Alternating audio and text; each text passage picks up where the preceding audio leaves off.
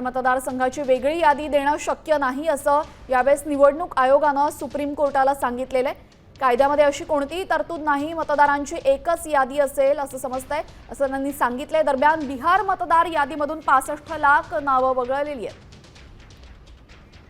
या संदर्भात विश्लेषण करण्यासाठी आपल्यासोबत सकाळचे संपादक निलेश खरे सर जोडले गेलेले। निलेश सर, इलेक्शन कमिशनचं हे उत्तर नक्की काय सांगतं, आपलं विश्लेषण काय?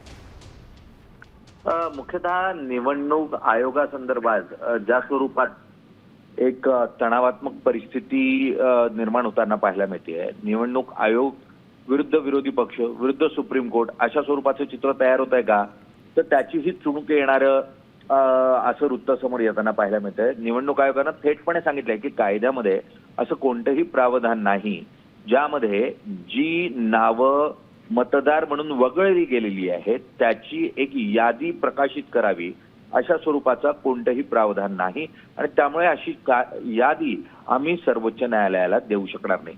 सर्वोच्च न्यायालयानं थेटपणे ही नावं आपण का वगळली आणि त्यामागची काय कारणं आहेत याचं स्पष्टीकरण विचारत यादी सुप्रीम कोर्टात सादर करायला सांगितली होती।